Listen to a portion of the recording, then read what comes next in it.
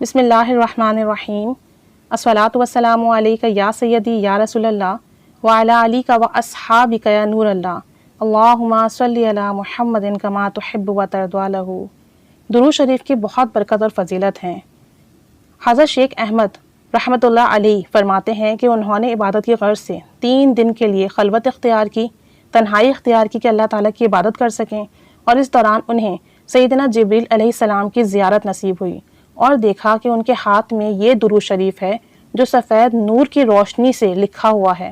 آپ رحمۃ اللہ علیہ فرماتے ہیں کہ جو کوئی بھی تنہائی میں ہو تو دن اور رات میں 12,000 مرتبہ یہ درود شریف پڑھیں تو اس پر وہ اسرار الرموز کھلیں گے جس کا وہ تصور بھی نہیں کر سکتا، اور وہ درود پاک یہ ہے: اللہم صلی علی سیدنا محمد النوری و آلہ، اللہم صلی علی سیدنا محمد النوری و آلہ، اللہم صلی علی سیدنا محمد النوری و آلہ۔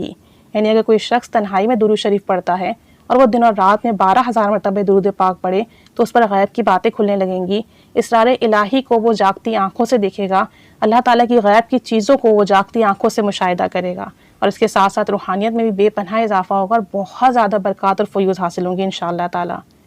حضرت سائیں توکل شاہ رحمۃ اللہ علیہ فرماتے ہیں اگر کسی کو مرشد کامل نہ ملے یا کسی پر اس کا عقیدہ نہ ٹھہرے، یعنی وہ کسی بھی مرشد کامل تک نہ پہنچ سکے یا کسی بھی نیک بزرگ تک اسے لگتا ہو کہ میں فیض حاصل نہیں کر پا رہا ہوں یا میرا دل مطمئن نہیں ہو پا رہا ہے، تو اس کو چاہیے کہ درود شریف محبت کے ساتھ پڑھے، اور اس کے پڑھنے سے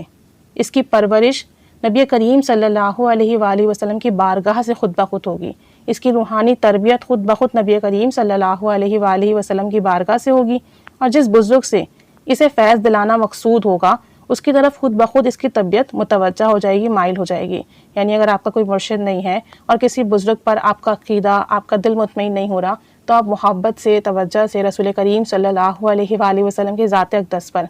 درود پاک پڑھنا شروع کر دیجئے۔ انشاءاللہ تعالیٰ اس دربار سے آپ کی روحانی تربیت ہوگی، اور پھر جس بھی بزرگ سے آپ کو فیض دلانا مقصود ہوگا اللہ تعالیٰ آپ کے دل میں ان کی محبت ڈال دے گا، ان بزرگ کی، اور اس طرف آپ کا دل خود بخود مائل ہو جائے گا۔ مزید فرمایا کہ جب ہم نے درود شریف پڑھنا شروع کیا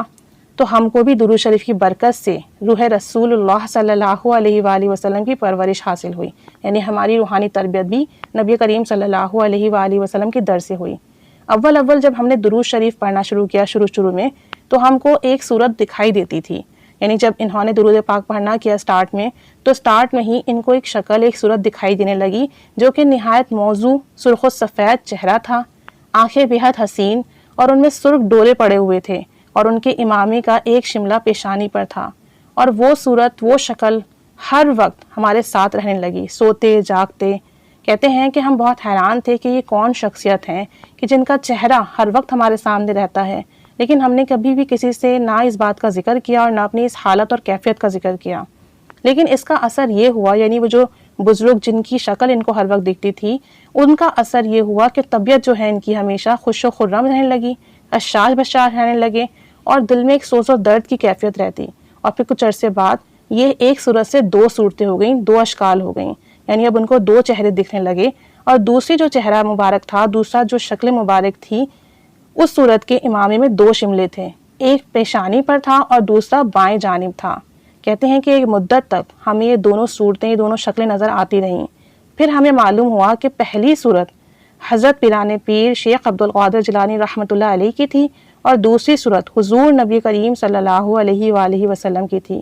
پھر وہ دونوں صورتیں گم ہو گئیں، دکھنا بند ہو گئیں، اور حضور نبی کریم صلی اللہ علیہ وآلہ وسلم کی زیارت ہمیں جاگتی آنکھوں سے ہونے لگی، مدینہ شریف سے جلدی جلدی فیض آنے لگا، اور بس ہماری تو بڑی موجیں ہو گئیں، ہم پر تو بڑا کرم اور فضل ہو گیا، اور درود پاک کی برکت سے ہمیں شیخ عبدالقادر جیلانی رحمۃ اللہ علیہ کا فیض بھی ملا،